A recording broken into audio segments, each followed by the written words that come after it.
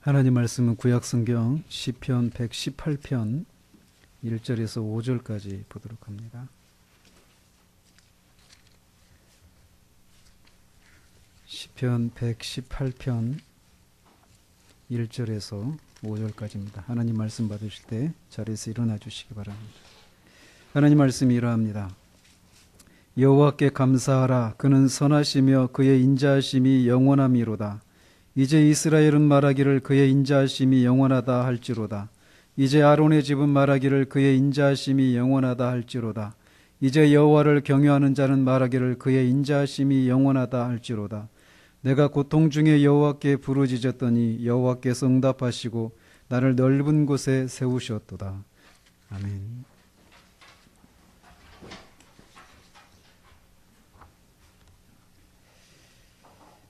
오늘은 추수감사절로 우리가 지키고 있습니다. 그래서 계속되던 마태복음 강의는 잠시 미루고 감사와 관련한 주제를 살펴보도록 합니다.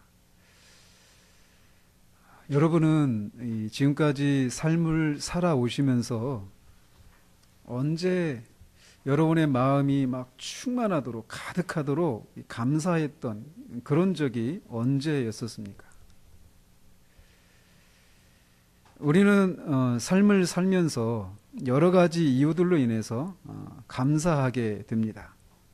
그가 하나님을 믿는 사람이든 아니면 있지도 않은 신이지만 자신들의 그 다른 하나님이 아닌 다른 신을 믿는 사람이든 아니면 그 어떤 신적인 존재를 믿지 않는 사람이든 간에 자신의 삶을 살아가다가 이런저런 이유들로 인해서 감사하게 생각하는 경우들이 있습니다.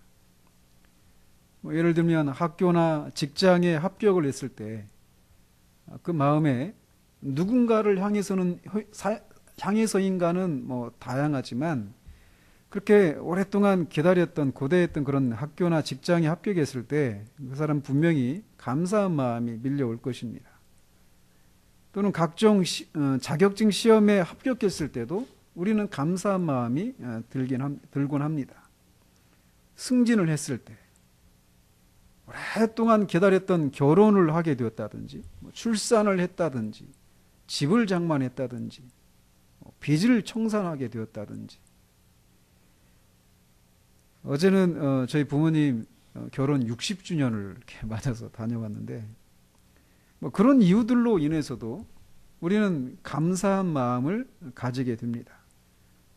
아주 작은 일에서부터 큰 일에서까지 다양한 이유들로 인해서 누구에게 감사하는지는 대상이 다르지만 아무튼 사람들은 그런 감사한 마음을 갖게 됩니다. 그런데 그런 감사가 언제나 항상 지속되는 것이 아니다라는 것입니다. 직장에 막 오랫동안 직장에 들어가기를 원했다가 들어가면 막 처음에는 들떠서 막 이 회사 나를 뽑아준 이 직장을 위해서 분골쇄신의 그런 마음으로 막 일을 하리라 이렇게 마음 먹다가 그 마음이 사라지죠. 시간이 지나면. 그래서 처음에는 감사했는데 나중에는 후회스러운 마음을 품게 되는 경우들도 있습니다. 직장에 들어갔더니 막 기다렸다가 들어갔더니 밖에서 봤던 직장 생활이 아닌 거예요. 결혼을 오랫동안 결혼하고 싶은 마음에 기다렸다가 결혼을 해서 잘했다. 내가 이 사람 만난 게 얼마나 감사한가. 이런 생각을 했다가 나중에는 서로 원수처럼 생각하거나 서로 대면대면하는 그런 관계로 전락하는 경우들도 있습니다. 자녀를 낳기를 학수고대하다가 마침내 자녀를 낳아서 그 자녀를 낳은 기쁨에 감사하고 기뻐하다가 그 자녀가 자신의 마음을 아프게 하는 일을 겪으면 일시적으로 그런 감사가 사라지기도 합니다. 이처럼 이 세상을 살아가다 보면 감사하게 되는 일들이 있긴 하지만 감사한 마음이 늘 우리 마음에 충만하지 않다라고 하는 것을 우리가 보게 됩니다. 아니, 정직하게 우리를 돌아보면 우리의 삶의 시간들 속에서 감사한 마음을 품고 사는 시간보다 오히려 그렇지 못한 때가 많은 것이 아닌가라고 하는 생각을 하기도 합니다. 우리가 감사한 마음을 품고 살지 못하는 이유는 감사한 이유가 다양한 것만큼 다양합니다. 그러나 한마디로 말하면 우리의 마음에 염려와 근심이나 어떤 불만족이 있을 때 감사한 마음이 아니라 원망과 감사치 않는 그런 마음이 우세하게 되는 것을 보게 됩니다. 특별히 하나님과의 관계에서 살필 때 우리가 하나님의 사랑을 받고 있지 못하다라고 하는 생각이 들 때 우리의 마음은 감사한 마음은커녕 삶이 우울하고 매사에 짜증이 나는 것을 보게 됩니다. 반대로 우리가 하나님의 사랑을 받고 있다는 생각이 들 때 우리의 마음에 감사한 마음이 밀려오고 우리는 삶 속에서 감사와 기쁨과 생기가 넘치는 삶을 살게 됩니다. 하나님의 백성들의 삶의 특징은 그들이 행복한가 불행한가를 좌우하는 것이 그들이 이 세상에서 자신들이 원하는 삶을 하나님으로부터 얼마나 많이 얻어내는가에 달려있지 않다라는 것입니다. 오히려 그들이 이 세상에서 하나님으로부터 자신들이 원하는 것들을 풍성하게 얻어냈다고 하더라도 그들의 영혼은 얼마든지 불행한 가운데 있을 수 있는 일들이 얼마든지 있다라는 거예요. 시편 106편 15절에 한글 개역판에서는 여호와께서 저희의 요구한 것을 주셨을지라도 그 영혼을 파리하게 하셨도다라고 말을 합니다. 이스라엘 백성들은 애굽에서 이 광야에서 날마다 먹는 이 만나에 식상해가지고 애굽에서 먹었던 그 다양한 음식들을 그리워하면서 모세와 하나님을 원망했습니다. 그래서 하나님은 그들이 원하는 고기를 원 없이 주셨습니다. 이에 낀 그 고기가 빠질 새가 없을 정도로 계속해서 고기를 먹을 수 있도록 그렇게 엄청난 그 고기를 공급해 주셨어요. 그렇지만 그들의 영혼은 파리하게 하셨다라고 말을 하고 있습니다. 오늘날 같이 하나님 그 복음과 관련된 진리들이 온통 뒤틀려 있는 시대 가운데 내 영혼이 파리하든 말든 일단 내가 필요한 것 하나님으로부터 공급받으면 그게 어디냐라고 하는 이런 생각이 다수인 이런 속에서 하나님이 그들에게 원하는 것을 주셨을지라도 그들의 영혼은 파리하게 하셨다 이런 말씀이 그들의 귀에 들리지 않을 수도 있지만 그가 진정한 하나님의 사람이라면 그의 진정한 행복은 그의 삶이 얼마나 자신이 원하는 것들을 많이 누리고 사는가에 있는 것이 아니라 그들과 하나님과의 관계에 있다라고 하는 것을 우리는 기억해야 합니다. 즉 하나님으로부터 자신들이 사랑을 받고 돌봄과 귀한 존재로 여김을 받고 있다라고 하는 것을 누리는 것에서 하나님의 백성들은 진정한 행복을 찾게 되어 있다라는 것입니다. 그렇기 때문에 하나님의 백성들은 이 땅에서 희한한 존재들로 살아가는 사람들이라고 할 수 있습니다. 세상은 하나님의 백성들을 이해할 수 없어요.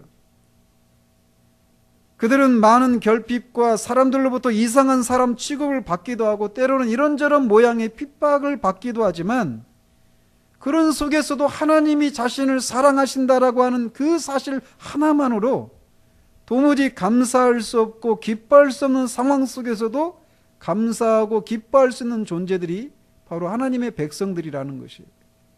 그렇기 때문에 이 하나님의 백성들이 삶의 특징들을 하나님의 사랑이 무엇인지 알지 못하고 그것을 누려본 적이 없는 그 사람들에게는 이해가 되지 않는 삶이라는 것입니다.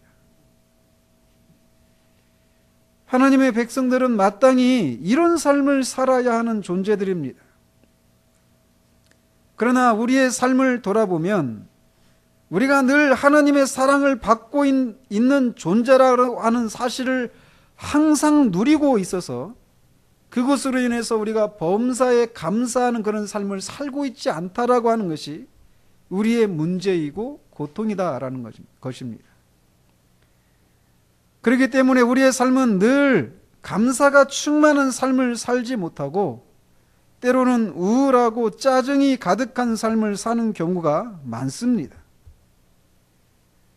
우리가 하나님의 사랑을 현재적으로 누리며 사느냐 그렇지 않느냐에 의해서 범사에 감사한 삶을 살아가느냐 아니면 범사에 짜증나는 삶을 살아가느냐가 좌우됩니다. 하나님의 사랑을 현재적으로 누리지 못하게 될 때 우리의 마음은 공허하고 우울하고 짜증이 가득하게 됩니다. 그 공허함을 채워보기 위해서 과도하게 인터넷을 들여다보며 대부분의 시간을 보내기도 하고 큰 돈은 아니라 하더라도 끊임없이 어떤 물건을 사면서 그 공허함을 달래보려고도 합니다. 범사에 감사가 아니라 범사에 짜증이 나기 때문에 그 짜증을 수시로 쏟아내게 되는데 그 피해가 애꿎은 가족들에게 향합니다. 다른 때는 용납되던 것이 아무런 원칙이나 일관성 없이 짜증을 내고 화를 쏟아냅니다. 일단 그렇게 짜증을 쏟아내고 나면 양심이 즉각적으로 작용하기 때문에 마음이 편치 않으면서도 애써 자신을 변명하고 상대방이 혼날 만한 일을 했다고 몰아댑니다. 이런 모습이 우리의 일상이기가 쉽습니다. 어떻게 잘하느냐고요? 저도 이런 때가 많거든요. 우리가 하나님의 사랑을 현재적으로 받고 있다라고 하는 생각이 우리 가운데 있지 않을 때 우리의 삶은 얼마나 고단하고 무겁고 어둡고 우울한지 모릅니다.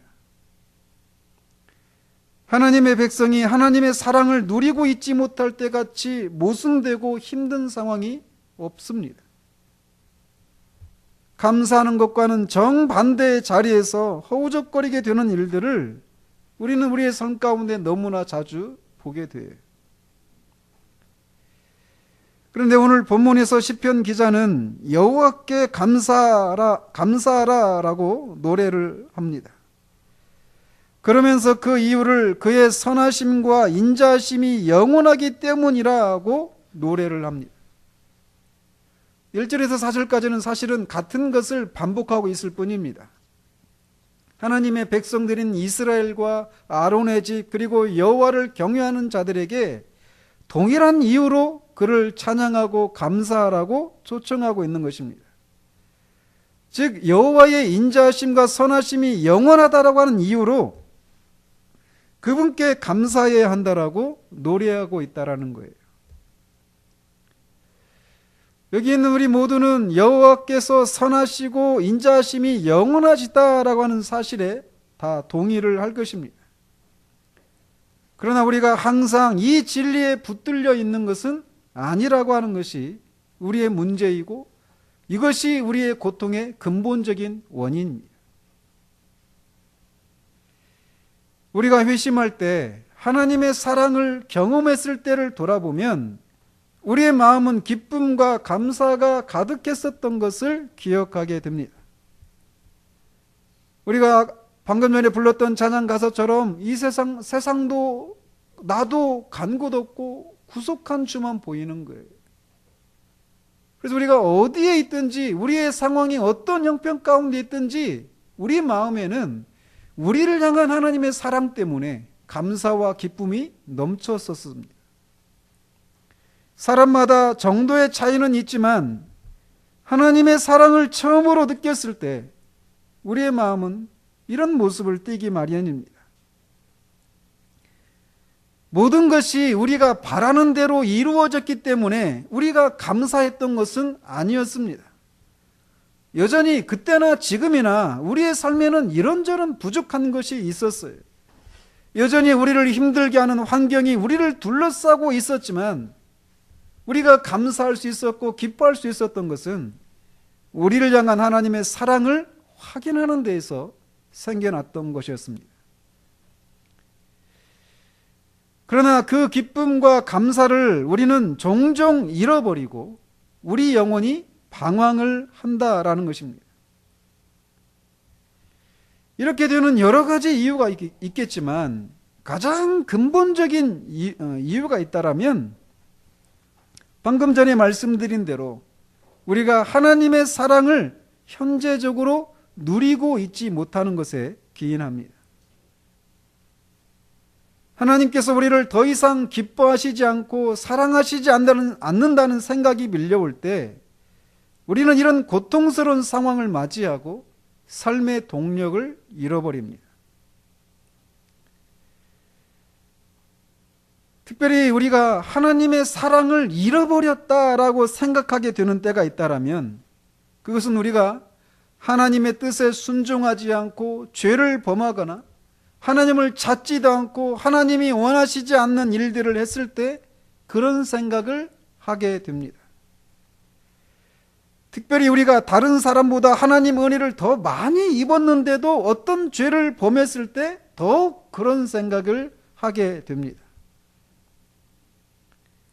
즉 자신이 하나님의 뜻에 순종하지 않고 오히려 죄를 범했을 때 우리는 하나님께서 더 이상 우리를 사랑하지 않는다는 생각을 하게 된다라는 것입니다.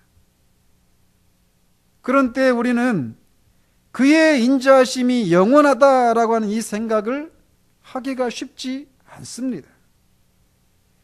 특별히 우리가 하나님의 은혜를 많이 경험했음에도 불구하고 계속해서 실패를 반복하게 될 때 더욱 이런 생각에 사로잡히기 쉽습니다. 처음에는 자신의 죄를 인정하고 하나님의 마음을 아프게 해드리는 것을 회개하고 다시금 하나님의 은혜를 회복합니다. 그러다가 또 실패를 반복하게 되면 점점 우리 안에서 하나님 앞에서 면목도 없어지고 자신도 인정할 수 없는 자신의 형편을 인해서 감히 하나님 앞에 담대하게 나아가지 못하고 하나님으로부터 냉랭한 대우를 겪는 시기를 지납니다. 그러면서 자신의 영혼이 그런 어둡고 차가운 시기를 지나는 것이 자신의 불순종과 반복되는 실패 때문이기 때문에 자신이 그런 형편 가운데 있는 것은 당연하다라고 생각을 합니다. 그러면서 그런 상태에서 벗어나서 다시금 하나님께서 은혜 베푸실 수 있도록 무엇인가를 해야만 한다라고 하는 생각을 한다라는 것이, 즉 내가 하나님께서 원하시지 않는 것을 하고 있기 때문에 하나님이 나를 더 이상 사랑하지 않는다 이렇게 생각하고, 또 하나님이 원하시는 그 무엇인가를 하고 있지 않기 때문에 내가 이렇게 하나님의 사랑을 현재적으로 누리지 못하고 있다라고 생각을 하게 된다라는 것입니다. 그래서 하나님이 원하시지 않는 삶의 자리 가운데 있을 때 우리를 향한 하나님의 사랑이, 하나님의 인자하심이 다한 것처럼 느껴진다라는 것입니다. 그러나 우리가 한 가지 잊지 말아야 할 것은, 오늘 시편 기자가 하나님께 감사한 이유를 그의 선하심과 인자하심이 영원하다라고 말하고 있는 것입니다. 영원하다라고 하는 것은 시간의 단절이 없는 것을 의미합니다. 즉 언제나 항상 인자하시다라는 거예요. 이 사실을 붙드는 것이 바로 믿음입니다. 우리는 느낌으로 사는 사람들이 아닙니다. 우리는 믿음으로 살아야 될 사람들이에요. 성경에는 자신의 죄악이 자신의 눈앞에 있는데도 불구하고 하나님의 선하심과 인자하심이 영원하다라고 하는 이 진리를 붙들고 믿음으로 하나님을 향했던 하나님의 사람들에게 하나님이 그분의 선하심과 인자하심을 드러내신 장면이 수도 없이 등장합니다. 예를 들면 이스라엘의 사사였던 삼손의 경우를 한번 기억해 보십시오. 그는 이스라엘의 사사였지만 이방 여인과의 금지된 사랑을 하고 방탕해져서 결국 머리가 잘리고 두 눈을 잃어버리고 말았습니다. 이스라엘의 사사였던 사람이 블레셋 사람들 앞에서 재롱을 부리게 되었어요. 소나 말이 돌리는 커다란 연자 맷돌을 돌리면서 조롱을 당하고 있었습니다.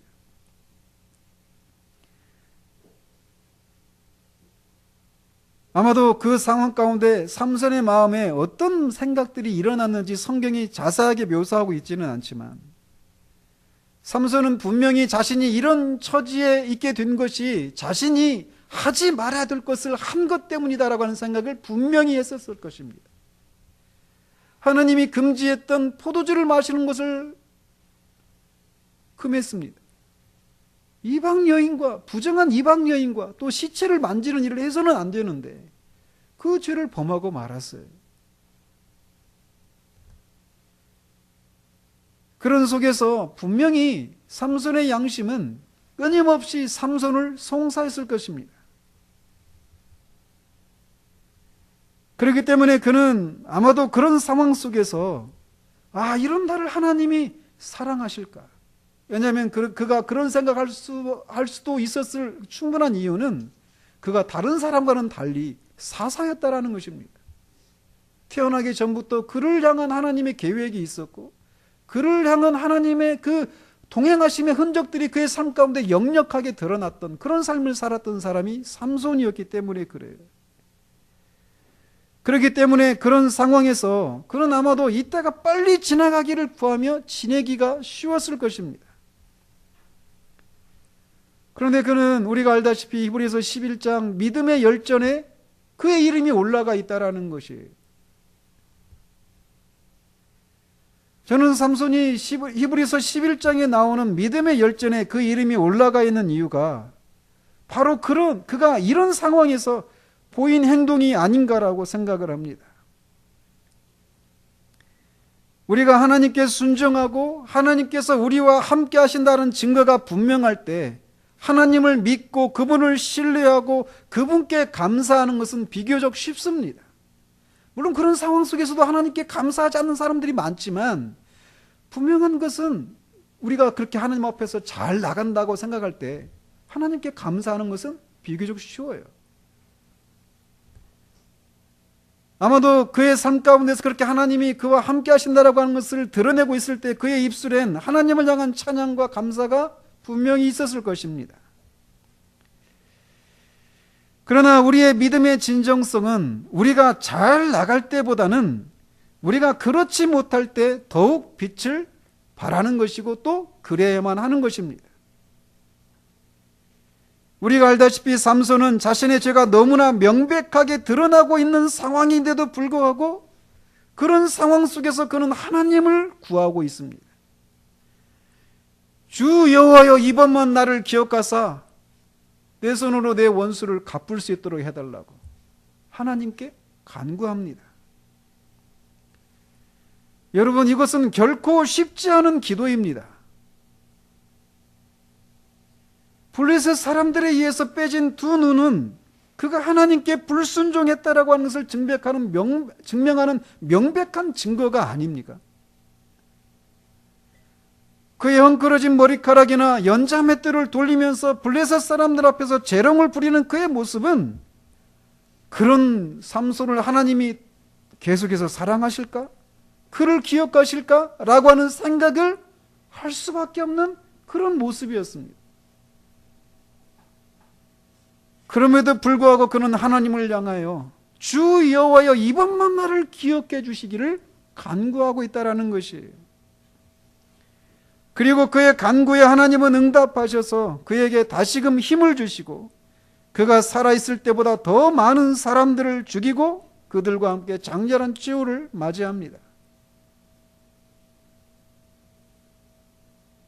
삼손을 향한 하나님의 인자하심이 그렇게 명백하게 삼손의 죄로 인해서 그가 하나님의 징계를 받고 있는 상황 가운데서도 계속되고 있다라고 하는 것을 우리는 그의 기도에 응답하신 하나님의 그 응답을 통해 확인하게 된다라는 것이. 만약 삼손이 그때 죽지 않고 살아남았다면 아마도 삼손은 오늘 본문에서처럼 이스라엘이여 여호와께 감사하라 그의 선하심과 인자하심은 영원하다라고 누구보다도 큰 소리로 찬양을 했을 것입니다. 자기가 이렇게 명백하게 하나님이 원하시지 않는 삶을 살았음에도 불구하고 그의 선하심과 인자하심이 지속되고 있다라고 하는 것을 그가 경험했을 때 그가 할 수 있는 것은 그 하나님을 찬양하고 감사하는 것이었을 것이라는 것이죠.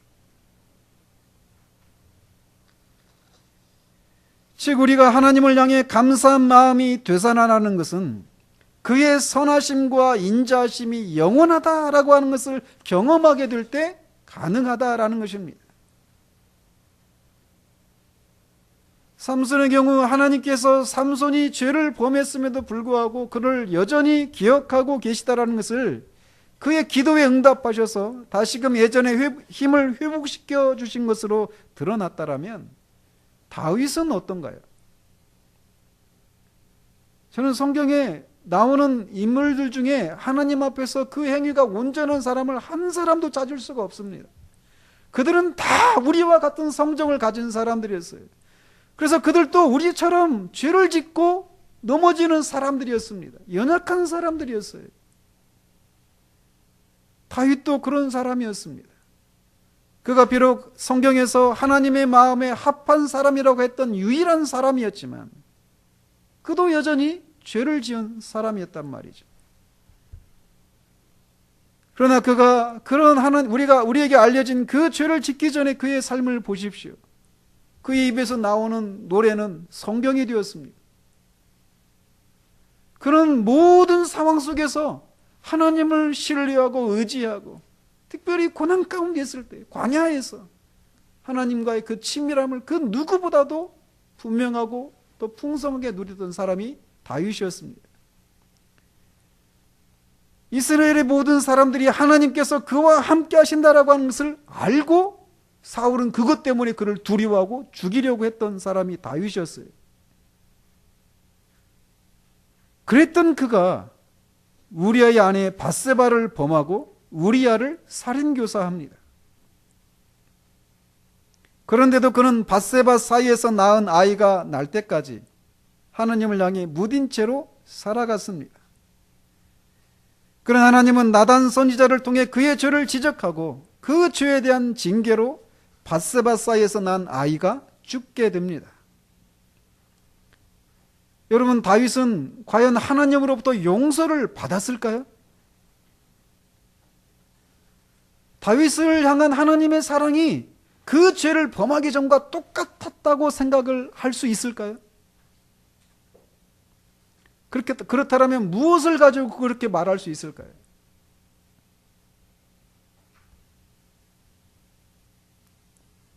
그것은 처음에 난 아이가 죽은 후에 다시 밧세바사에서 나온 아들이 있는데 그가 누굽니까?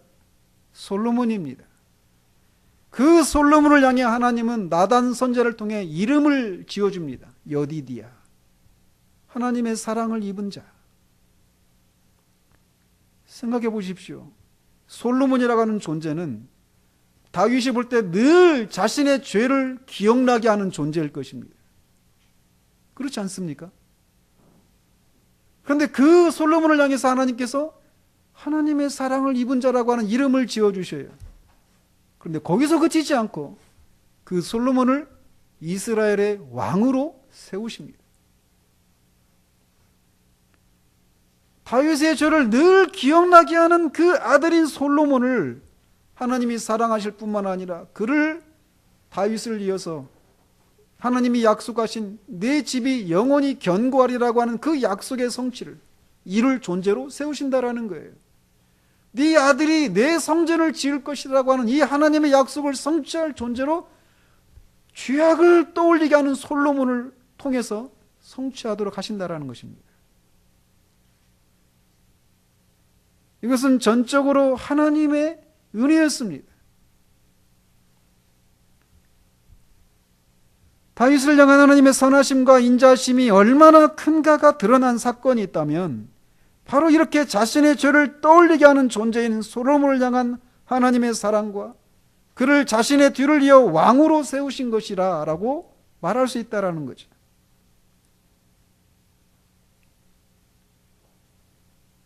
그 하나님의 선하심과 인자하심이 영원하다라고 하는 것을 우리가 맛보게 될 때 감사는 너무나 자연스럽게 흘러나오는 것입니다. 시편 기자는 자신이 고통 중에 여호와께 부르짖었더니 여호와께서 응답하시고 자신을 넓은 곳에 세우셨다라고 노래합니다. 그가 그런 상황에서 무엇을 깨달았을까요? 그것은 다름 아닌 여호와의 인자하심과 선하심이 영원하다라고 하는 것이었습니다. 자신이 죄를 지었음에도 불구하고 여전히 자신을 기억하시고 자신이 구하는 것 이상으로 응답하시는 하나님의 이해할 수 없는 사랑을 경험하고 그는 그분께 감사하지 않을 수 없었던 것입니다. 즉 그는 언제나 거기 계신 하나님을 경험하게 된 것입니다. 은혜를 더 풍성하게 경험하기 위해서 우리가 죄를 지을 수도 없고 지어서도 안 되지만 성경은 죄가 더한 곳에 은혜가 더한다라고 말을 합니다.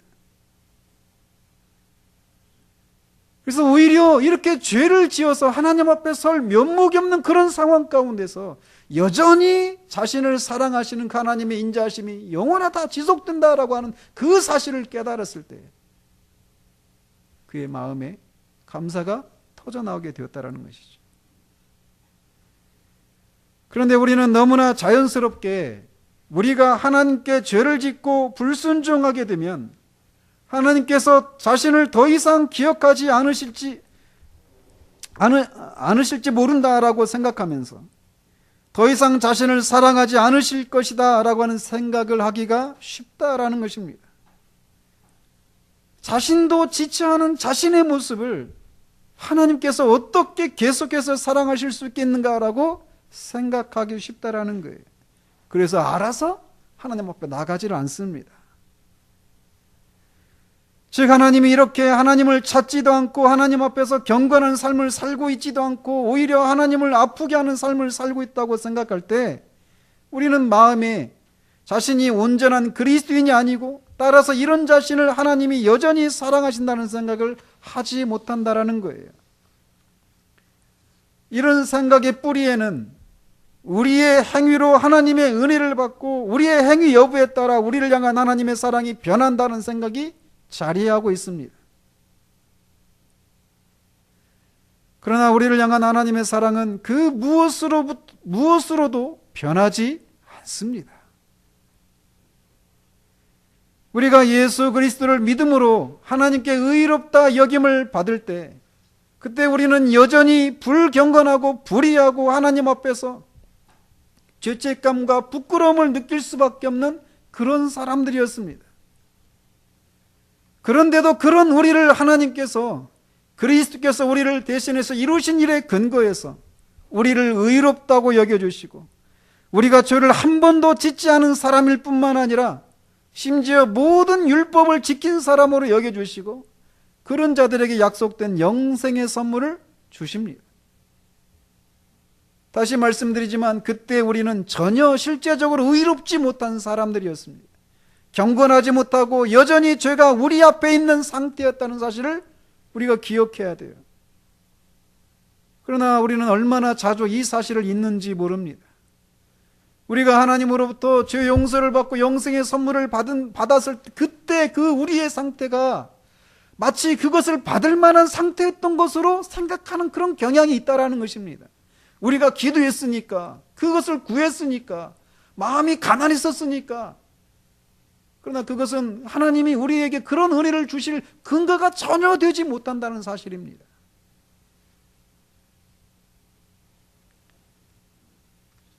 그래서 우리가 하나님의 그 용서와 영생의 선물을 받은 것이 우리 자신의 행위에 의해서라고 하는 이 사실을 우리가 붙들지 못할 때 우리는 하나님 앞에 죄를 지으면 감히 하나님 앞에 설 용기를 잃어버리고 이미 저질러진 죄들로 인해서 마음의 평안을 잃어버리게 된다라는 것입니다. 그럴 때 우리의 마음은 정처 없이 방황하고 이렇게 저렇게 경건 생활의 모양을 유지하고 있어도 마음은 편하지 않고 우울해집니다. 하나님과의 관계가 막히면 하나님과의 관계에서 끝나버리는 것이 아닙니다. 그것이 우리의 삶에 고스란히 영향을 미치게 되어 있어요. 괜히 짜증이 나고 그 짜증이 애꿎은 아이들이나 남편이나 아내나 목사를 향합니다. 가장 많은 짜증이 목사를 향하고 있어요. 목사도 마찬가지예요. 제 안에서 그런 하나님과의 관계에서 누리는 그 현재적인 하나님의 사랑을 경험하지 못하면 그 감사하는 마음이 사라지면서 끊임없이 수없이 많은 그런 감사하지 못할, 내 마음 이렇게 거칠고 만족하지 못할 그런 이유들을 수없이 찾아냅니다. 그리고 이 일에 우리는 전문가입니다. 너무 잘해요. 다시 말씀드리지만 제가 그렇기 때문에 말씀드리는 거예요. 즉 여러 가지 이유를 우리가 댈 수 있지만 궁극적으로는 우리가 복음에 대한 바른 이해를 가지지 못할 때 우리는 이런 영혼의 방황을 경험하게 된다라는 것이. 복음은 다른 것이 아니라 하나님께서 우리와 같이 불의하고 경건하지 못하고 신실하지 못하고 연약하고 하나님을 대적하는 죄인들의 죄를 우리들에게 묻지 않으시고 그 아들에게 십자가에서 대신 모두 받으시고 그를 믿는 자들을 용서하신다라는 것이에요. 우리가 용서받을 만한 어떤 행위를 했기 때문에 우리를 용서해 주시는 것이 아니라 여전히 불의하고 불경건한데 구원을 위해서 아무런 일도 하지 않았는데 마치 우리가 의로운 것처럼 우리가 구원을 위해서 무엇인가 어떤 일들을 해놓은 사람처럼 여겨주시고 그 은혜를 베푸신다라는 거예요. 그렇게 하실 수 있는 근거는 오직 그리스도이십니다. 그리스도께서 우리가 받아야 될 그 죗값을 받으시고 우리가 지켜야 될 율법을 그가 지키신 결과로 우리에게 죄 용서와 영생의 선물을 주셨다라는 것이에요. 우리는 아무것도 하지 않았습니다. 아무것도 할 수도 없었고 하고자 하는 마음조차 없었습니다. 그렇기 때문에 하나님 앞에서 죄인이었고 하나님의 심판 아래 있는 사람들이었어요. 그런데 그런 우리를 위해서 하나님의 아들이 이렇게 죽으신 거예요. 율법을 다 지키신 거예요.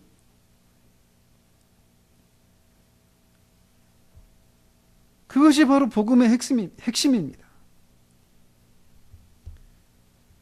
우리는 이 사실을 알게 될 때 마음의 기쁨과 감사가 넘쳤었습니다. 앞에서도 말씀드렸지만 그때 우리의 삶이 바뀌어서가 아니었어요. 잘 기억하십시오. 지금 여러분들이 고통스러워하는 문제들이 참 예수님을 믿고 그 구원의 은혜를 누렸을 때 그 상황하고 바뀐 게 하나도 없어요. 어쩌면 더 악화되었을 수도 있습니다.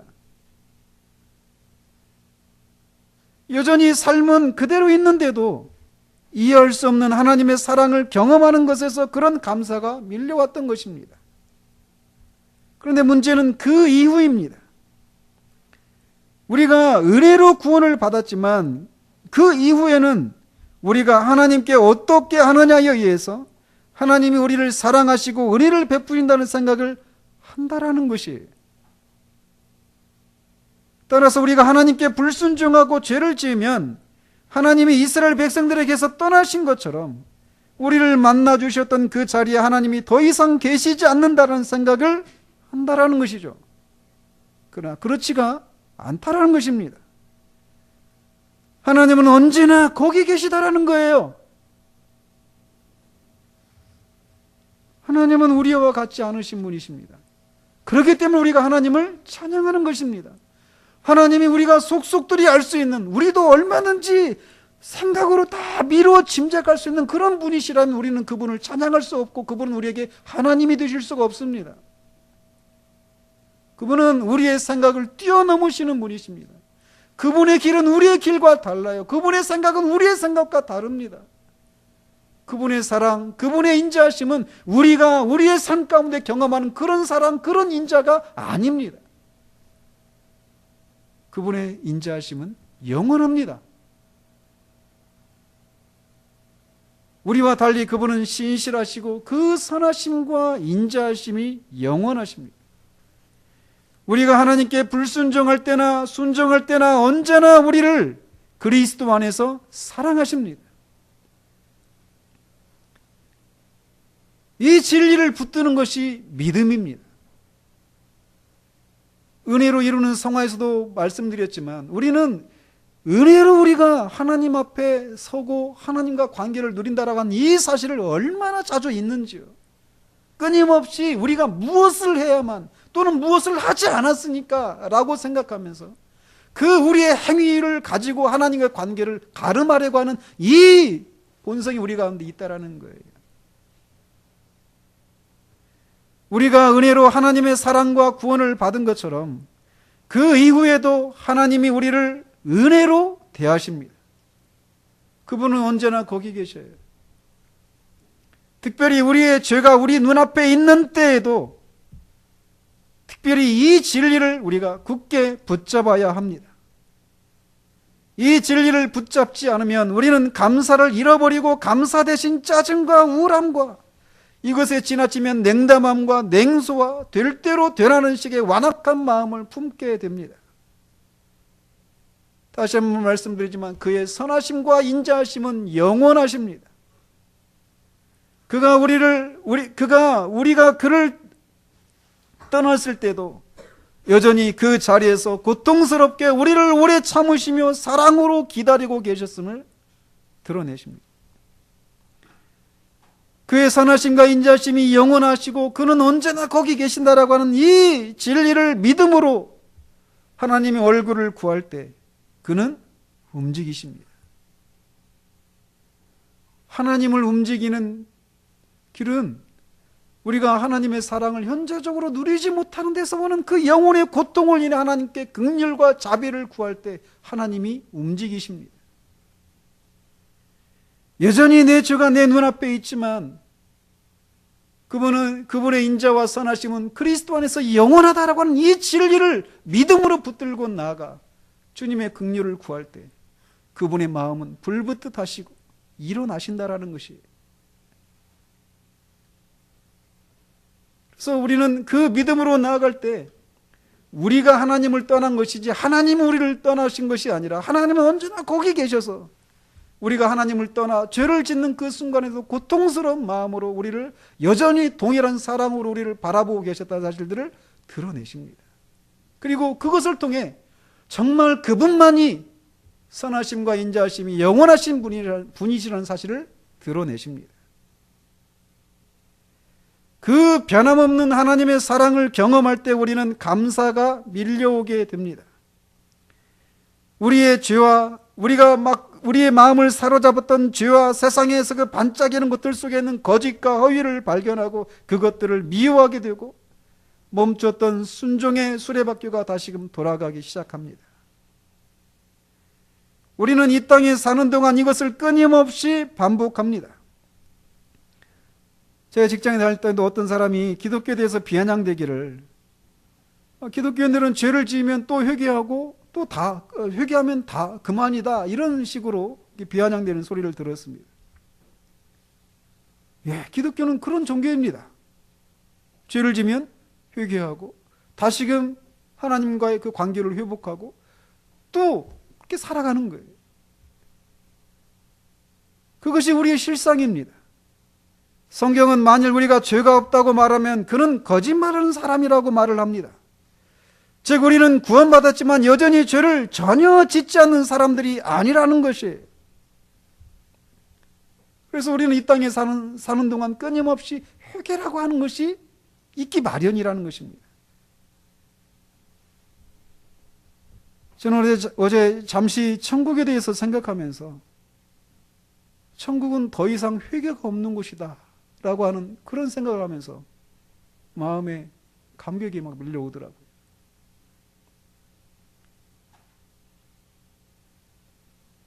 우리가 천국에 이르면 우리는 더 이상 죄를 짓지 않게 됩니다. 우리 영혼은 죽음과 함께 즉시 완전해집니다. 더 이상 죄도 없고 유혹도 받지 않습니다. 따라서 더 이상 회개할 필요도 없습니다. 그러나 여기에서는 우리는 회개를 해야 될 이유, 그런 때를 자주 만나게 된다는 거예요. 그럴 때마다 우리의 자연스러운 본성은 우리가 죄를 지었으니 하나님께서 나를 기뻐하시지 않고 사랑하지 않으실 것이라는 생각에 사로잡히기 쉽다라는 것입니다. 하나님이 나를 떠나셨다고 생각한다라는 것이에요. 그러나 그렇지 않다라는 것입니다. 그는 여전히 거기 계십니다. 우리가 이 추수감사절을 맞이해서 이 하나님을 다시금 기억하며 그분의 사랑을 다시금 회복하는 은혜가 있기를 바랍니다. 특별히 성찬을 통해 우리가 아직 연약하고 불경건하고 원수 되었을 때 하나님의 아들이 우리를 대신해서 이렇게 죽으셨다는 사실들을 다시금 기억하며 그것을 통해 나타난 하나님의 그 이해할 수 없는 그 사랑을 다시금 기억해내는 우리가 되기를 바랍니다.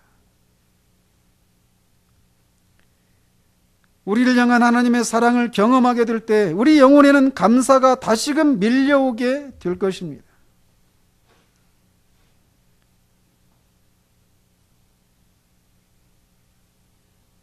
우리가 감사의 마음을 잃어버리지 않는 것은 이렇게 이 하나님의 사랑을 현재적으로 경험하며 누릴 때 가능합니다.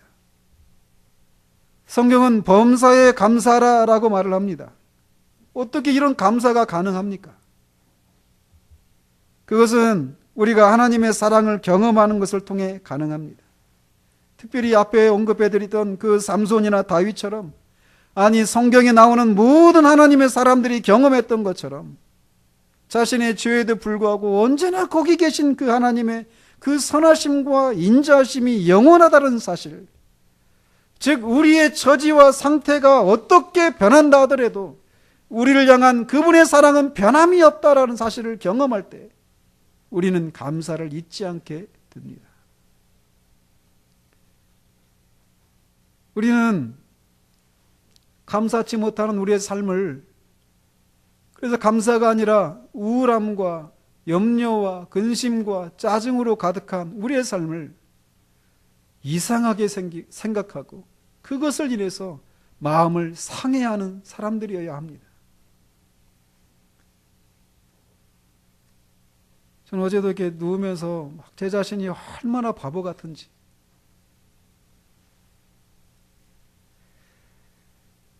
가족들에게 또 제 삶의 상황에 대해서 제가 감사하지 못하고 있는 저 자신을 이렇게 보면서 감사 대신 짜증을 드러내고 있는 저 자신을 보면서 이런저런, 겉으로는 이런저런 핑계와 이유를 대지만 궁극적으로는 내가 하나님과의 그 관계 속에 하나님이 나를 여전히 사랑하신다라고 하는 그 진리 가운데 제가 거하지 못하고 있기 때문이라는 사실을 고백하지 않을 수 없어요.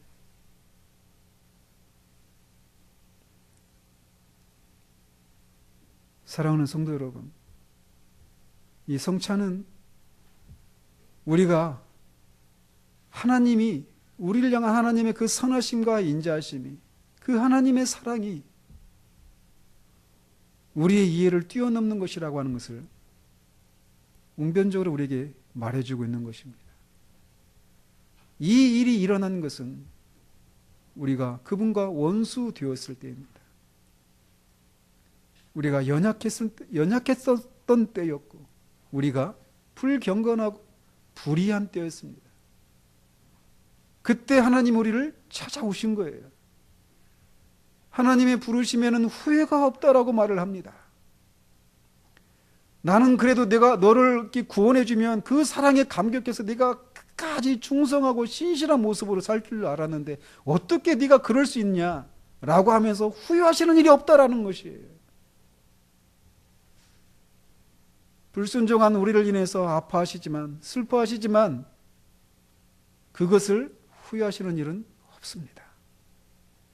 그 하나님의 그 아픈 사랑을 우리가 경험할 때 우리는 다시 감사할 수 있게 됩니다.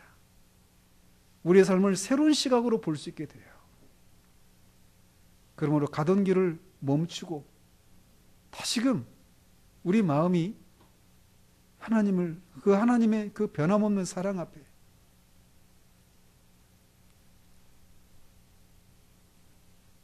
물처럼 녹아내는 그런 일들이 이 추수감사절의 계절에 우리 가운데 있기를 바랍니다.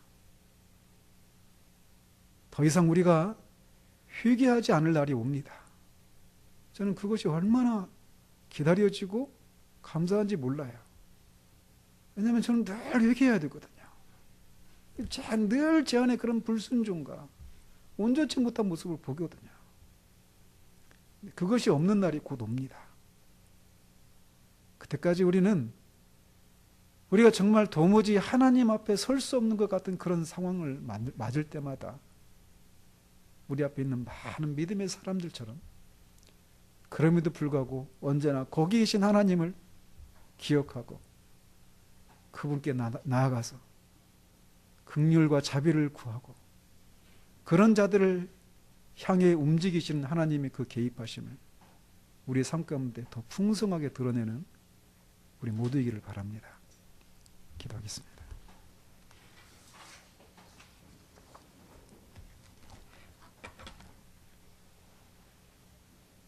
여호와께 감사하라. 그의 선하심과 인자하심이 영원함이로다.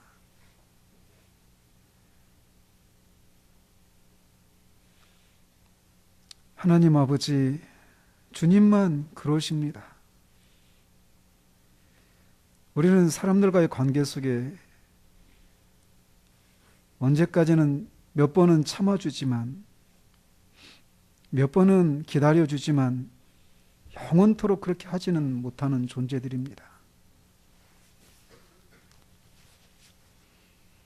온전치 못한, 신실하지 못한 연약한 우리들의 모습을 발견하면 사람들은 언제라도 우리를 향한 신뢰나 사랑과 판단을 바꿀 준비가 되어 있는 사람들입니다. 다른 사람들이 그런 것이 아니라 우리도 그런 사람들입니다.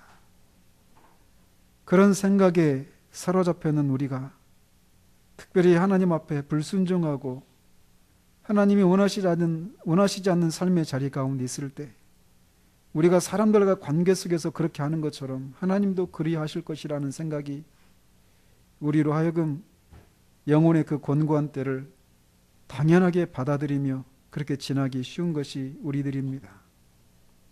그러나 하나님은 우리와 다르셔서 우리가 하나님을 떠난 그때에도 여전히 우리가 떠난 그 자리에 아픈 마음으로 우리를 사랑하시고 사랑하는 마음으로 기다리신다는 사실들을 기억하고 그때에도 하나님의 선하심과 인자하심은 영원하다라고 하는 이 진리를 붙들고 믿음으로 나아가 하나님의 얼굴을 구하는 우리 모두 될 수 있도록 주님 도우시옵소서. 그 속에서 드러난 하나님의 선하심과 인자하심을 맛봄으로 우리가 다시금 막혔던 감사의 샘에서 샘물이 터져나올 수 있도록 주님 도우시옵소서. 우리의 삶을 다시금 그 마음으로 바라보게 하시옵소서. 예수 그리스도 이름으로 기도합니다. 아멘.